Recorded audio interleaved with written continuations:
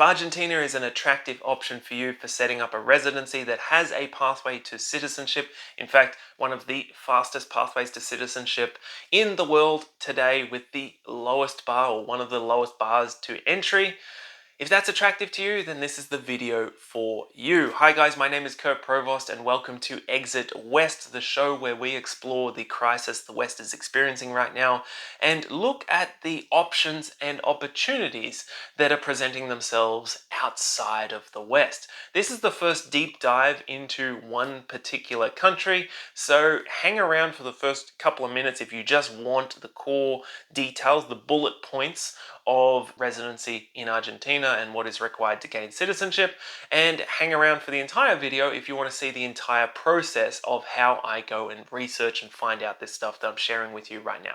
Alright, so what are the facts and figures? Well, Argentina, large country in Latin America, Spanish speaking. What I like about Argentina is the geographic location of it. It is a large country that produces a lot of food. It's relatively food self-sufficient and energy self-sufficient as well, has a lot of minerals and natural resources there. It is also an incredibly beautiful country, so that is something that's really attractive for me, may be for you, may not be. It has some beautiful cities that are very much European cities. A lot of people have called it the cheapest Western culture that you can spend time in. That may have changed recently because it's not necessarily as affordable for foreigners as it used to be a year or two ago. It's scrapping a lot of the government spending, a lot of the subsidies that kept the peso down compared to foreign currencies, and now it is a much more fair playing ground, and as a result the prices are relatively higher for foreigners. But still, in the grand scheme of things, it seems to be an affordable place for a great quality of life. They have great meat, great wine, great weather. I mean, what's to complain? Well, on the negative side, politics is crazy, has been crazy there for a long time. There have been years, decades of just insane policies that have absolutely derailed the country, and they went down the woke pathway as far as any country really has. And as a result of that, they experienced hyperinflation that just made life incredibly difficult for the locals. And as a result, many Argentinians have left the country and are continuing to leave the country. But things look like they could be on a different course now with Javier Milei, the new president, that is enacting some fantastic economic reforms, at least from my outside perspective. It just makes sense, but it is a difficult period before the things get better. So that's kind of the downsides there. On the positives as well, they have some great alliances within the Mercosur region, and they do seem to fit into the more of a neutral on a geopolitical span of things, because I split the world up into three different categories. We have NATO plus, or NATO and friends, let's call it. That's the West, essentially. Then you've got BRICS plus, which is, of course, Brazil, Russia, India, China, and South Africa, the founding members, and many other countries that are joining that, and it's growing in dominance and influence, that's for sure, and it's offering up an alternative to the US dominant unipolar world. It's now a multipolar world. And the third category are the neutral countries that are playing the very challenging but wise game of being friends to all. And so I'm looking for countries that fall more into that neutral category, and I would say Argentina is kind of in that neutral area. They do seem to get on relatively well with a lot of other countries, and their passport is relatively strong. That opens up some interesting countries like Russia and Chile that the Australian passport deny visa-free travel to these places, and a bunch of others. So what is required to set up residency there? First off, if you're from the West, then it's highly likely you'll be able to go there on a tourist visa for 90 days. And a ton of people do that. They will be staying there for 90 days. They'll head across the border to another country and then come back and get another 90 days and stay on like that. That is a possibility. In fact, I have heard of people overstaying that and saying that it was a very small fee that they had to pay.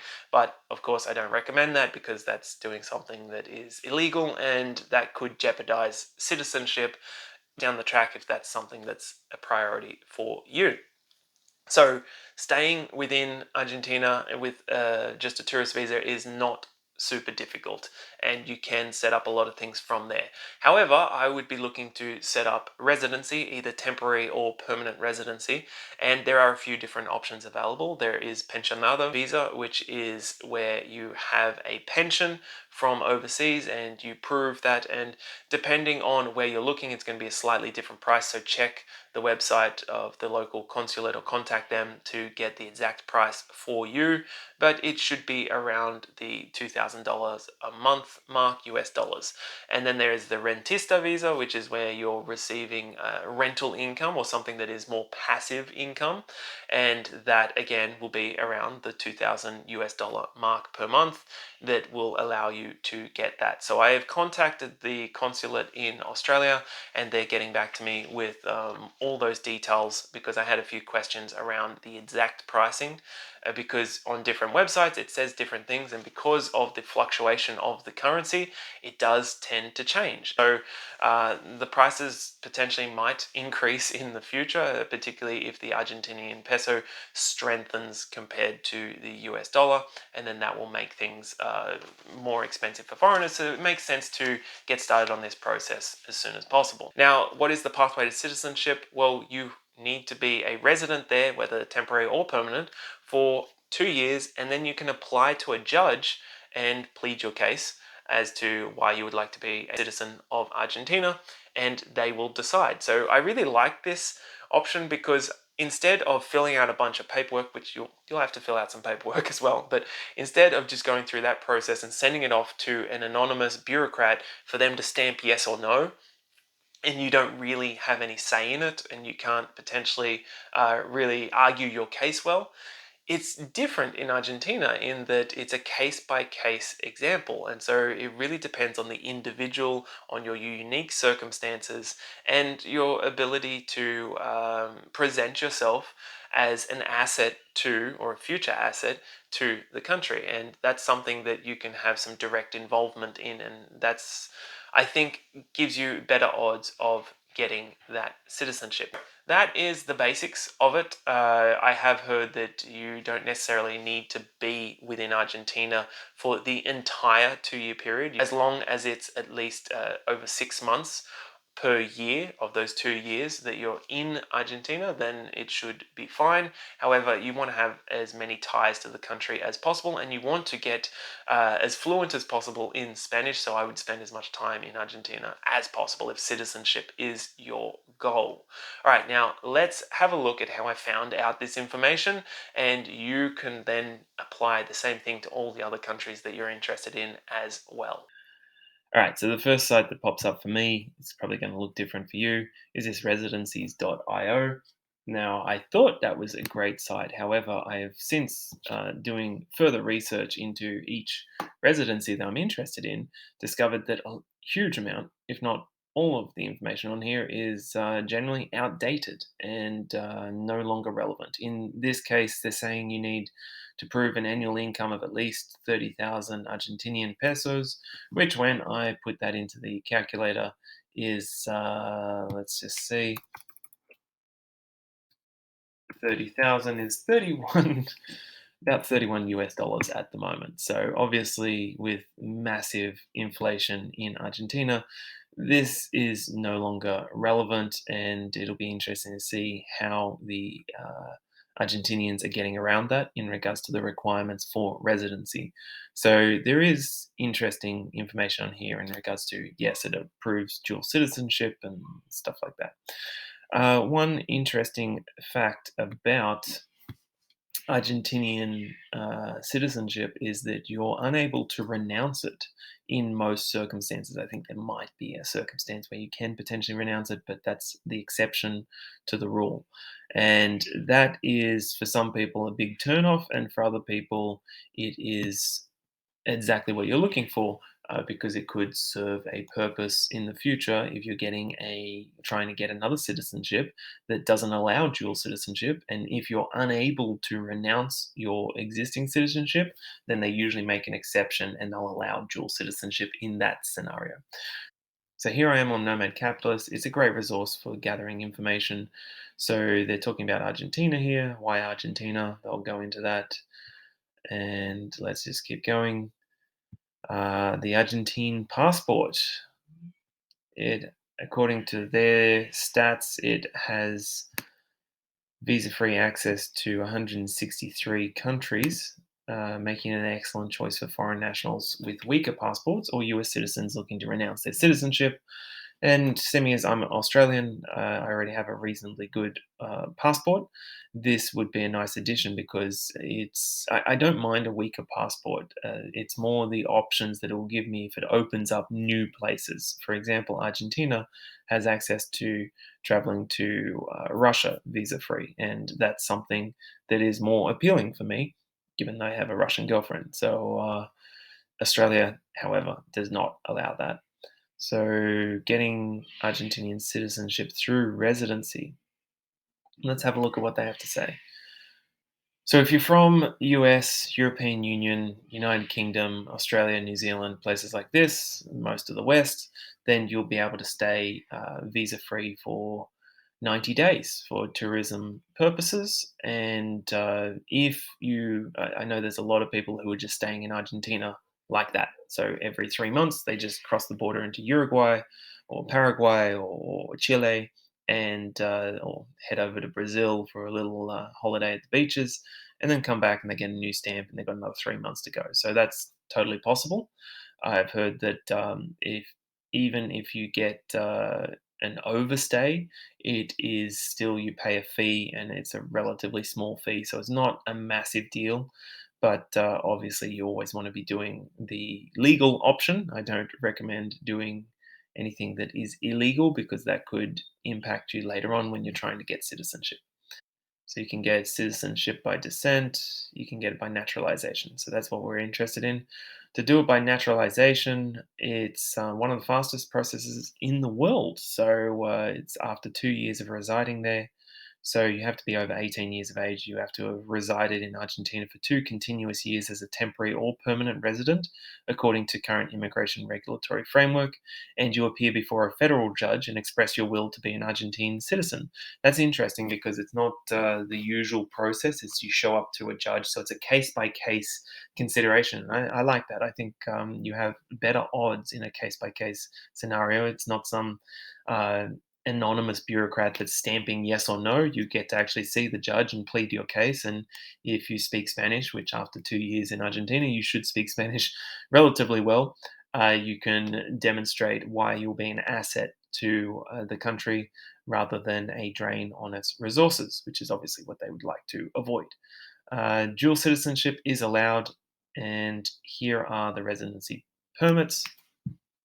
So there's the pensioner visa, pensionado visa, which the requirements are prove a monthly pension of 900,000 pesos, which is about 1,000 US dollars. Let's check that out if that's current because this changes all the time.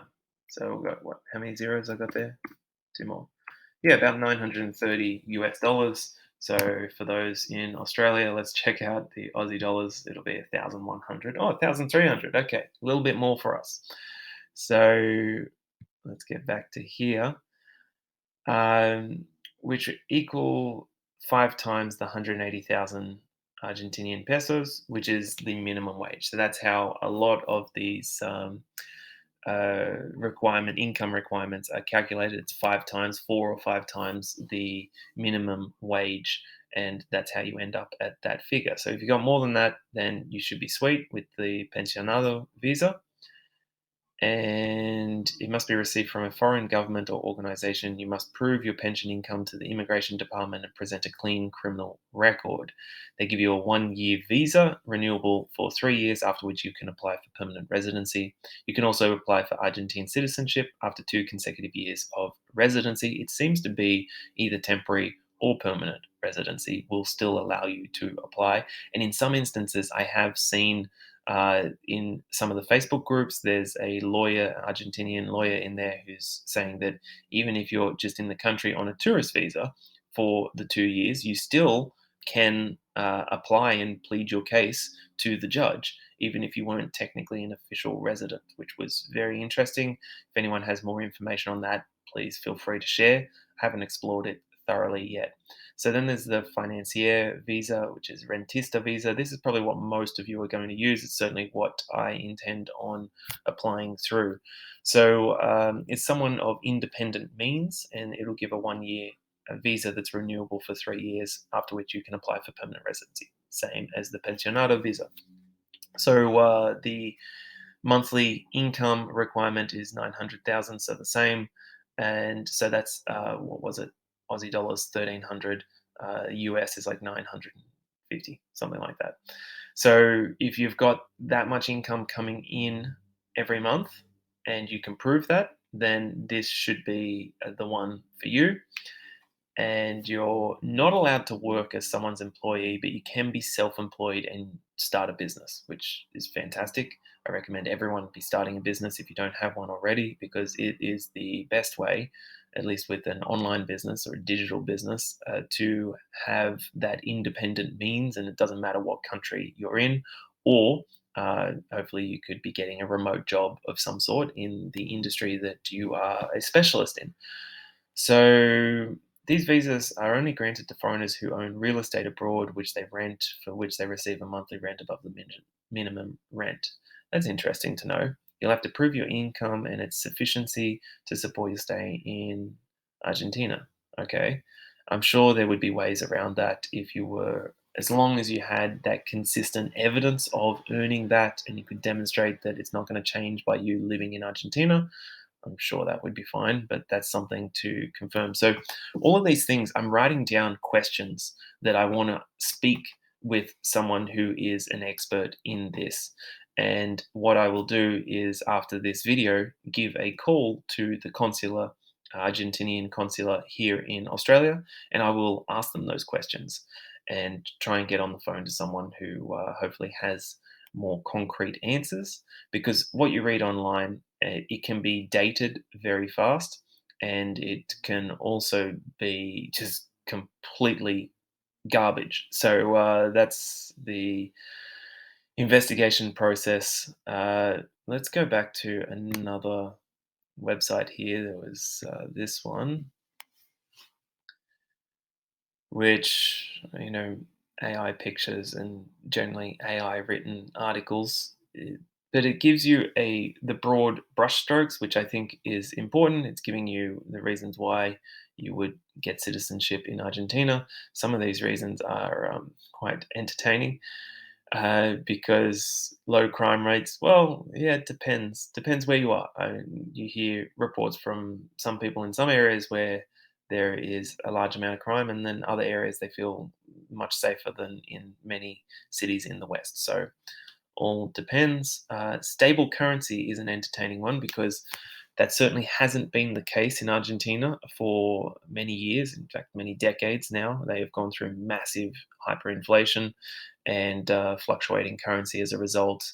And it continues to change now that Millet is in, and his rather, I think, wise economic policies are changing things. They're cutting massive amounts of government spending. It probably will create stable currency, but at the moment, I don't think we can really call the Argentinian peso a stable currency at the moment.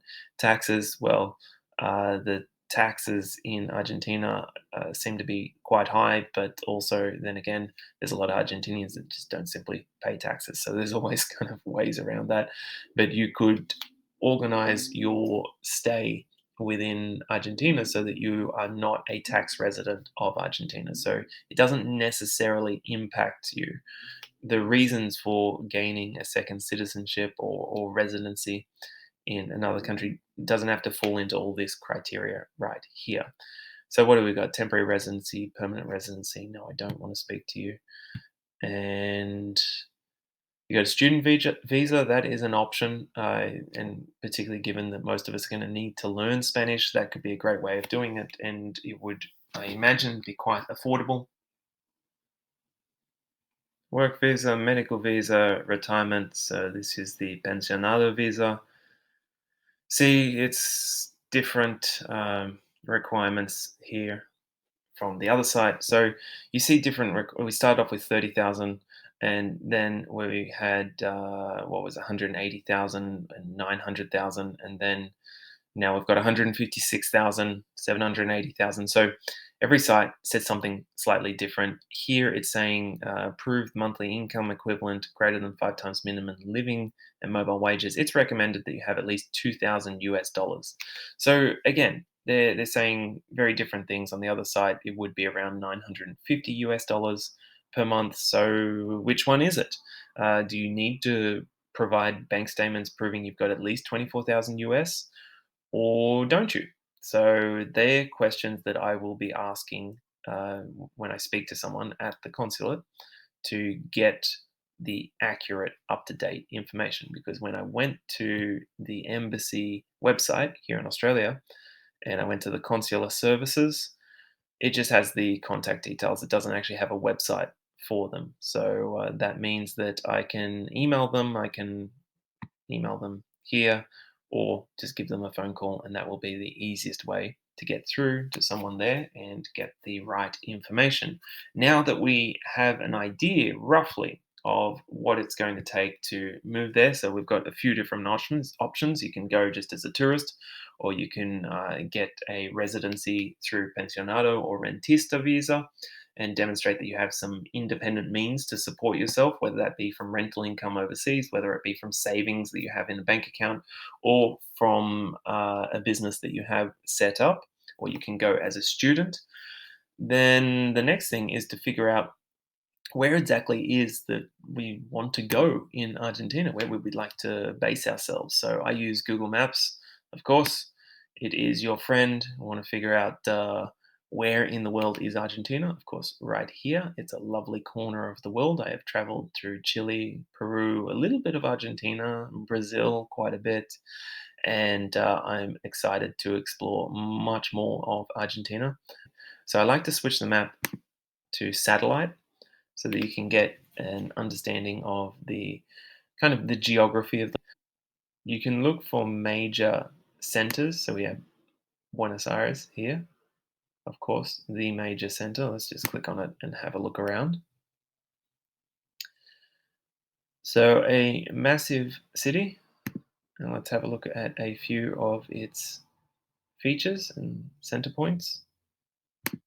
Go through photos. I find really useful way of just having a looking around, and that is the pink building, the main government building. It is a beautiful city, really European city. It's kind of it made me feel like I was in Europe while I was walking around there, and the affordability of Argentina has historically been very good. It's changing somewhat as they go through the economic changes necessary to really clean up the country and stop the spending and the subsidies that were making it such a cheap place. But still, from a Western perspective, I think you can still call Argentina somewhere that is very good value. And so once you've looked around a little bit and you're figuring out where you'd like to base yourself, if you like cities, then obviously Buenos Aires is probably going to be the place for you. However, there are other places, of course. We've got Mendoza, we've got Cordoba, beautiful places. So heading down the border, let's have a look at San Carlos de Bariloche, which is a beautiful kind of winter retreat. It's full of mountains and lakes, and if anything, the images remind me of the South Island of New Zealand somewhat, and that's somewhere that I would absolutely love to live. So if we could have the Spanish influence there as well, that would be really cool. So what I recommend you do is head over to Facebook and join expat groups or join groups that are based in Argentina. So expats in Argentina is one of them, 6,000 members on here, and you can use the search function of this group. So you head over here and you can type in, residency, and see what comes up. It'll come up with all the posts that are connected to that. All right, so this guy says after investigating various visas, path to permanent residency, I've settled for a rentista visa, as we were looking at. I was then quoted several thousand dollars by an attorney for the process. It appears rather extreme. Anyone have any suggestions? My passive income will be generated from rentals in the US. And then go through the comments. People are quite often very helpful. There's always going to be some people who are completely useless with their sharing of their opinion, but nonetheless, there are people who can help. So last time I checked, blah blah blah. 5 times well done minimal, which is around 3,000 Canadian at the official rate, around 2,000 ish US dollars. Okay, so that last website may have been telling the truth in regards to the 2,000 US, and this was 26 weeks ago. So okay, that's useful to know. And then people give contacts. So you can find a bunch of information about what life is actually like on the ground. Like this guy's asked, what's the prices in Argentina and Chile for gas, for petrol? So it's about a US dollar in Argentina per liter and 1.5 in Chile. Does that sound about right? And they're saying just under a dollar right now in Argentina. And yeah, that's useful to know because that's certainly cheaper than here in Australia. Okay, so let's check out some other groups. There's the Buenos Aires Expat Hub, which is 31,000 members, a bunch of stuff in here. If you could choose only one city to visit, would you recommend spending 2 nights? So this is, there's always going to be some traveler questions, but they can be useful to gauge what people recommend what place for. You can do this for every single country. If you're not interested in Argentina, do it for Chile, do it for Uruguay, do it for Serbia, do it for Armenia. There will be groups on Facebook, and this is a great way to get a sense of what it's like on the ground and whether or not this is actually a place that you would like to go and spend time. And you can do this all before buying a plane ticket to go and check out what the country is like as a tourist. There's an Australians in Argentina, and I want a wife in Argentina. All right, this guy's, wants an Argentinian wife. Trust the Australian site to have that. Yep, that makes sense. Get more specific if you want to narrow it down to the city that you want to go to. So in this case, I'm looking for expats in Bariloche, and I find a lot of really useful info in here because a lot of people will actually sell things when you get to the specific city. And like here, we've got a car. I thought that was Argentinian pesos, 16,000, which worked out at like $200, but it was 16,000 US. So it wasn't anywhere near as cheap as I thought. So quite often people will show properties that they have up for rent, and you can get an idea of whether or not this is something that you'd like to stay in. Maybe that could become a home for you rather than just a holiday place, and it could be a good base to explore a new country and put down some roots. So that one wasn't giving a price per month. You had to contact them, which I've contacted a few people to get some prices, but this one gives the price straight away. This place is 400 US dollars per month for a 6 month contract. Let's have a look at what 400 US a month gives you. Nice little kitchenette there, lovely outlook, and fireplace. Gorgeous. Great little one bedroom place for 400 US. Do you think that's good value? Let me know. So, one last thing that we can check out is we can go to Google Flights and have a look at what flights are potentially going to cost. So, you can get a real idea of where you want to go to. And because we've gone on Google Maps, so I'm obviously in Sydney, Australia. And I love it when it comes up with this and it shows you in green the cheapest dates to fly. So you can just click through and get an idea. I mean, if I fly tomorrow, it's going to be 8,000 Aussie dollars, which is expensive. So these are return flights. It seems like at the moment the cheapest are around 2,300. It's expensive to fly anywhere outside of Australia, unfortunately. So at the moment, it's about the price of going to Europe. In fact, I would say Europe is much cheaper than this. This is standard Latin America prices, but you'll get an idea when the busy period is. Like right now, you see over December, it's really picking up December, January. and you can do this a year out. You say, okay, March, it starts to drop down again. March, April, it's looking very good. And still, they're not the best prices, but let's just click on this. And we could actually just say one way if we want to.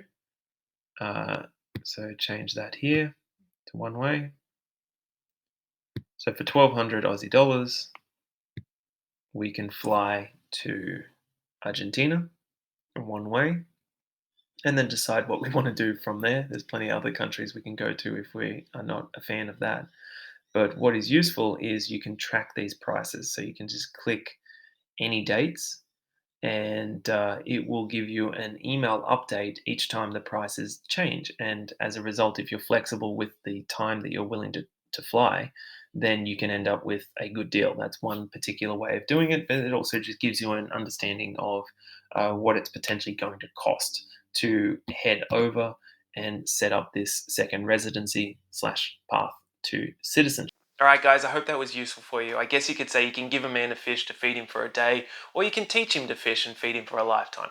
Hopefully, that's what I just did then, and you can apply this to all sorts of different countries. I don't believe that there are any perfect places out there, but I do believe that there could be a perfect place for you. So let's find it together. This is a new channel. I appreciate all the thumbs up, comments, shares, and subscriptions for those who have found it helpful. Thank you very much. Looking forward to go on this journey together. See you in a future video, guys. Ciao.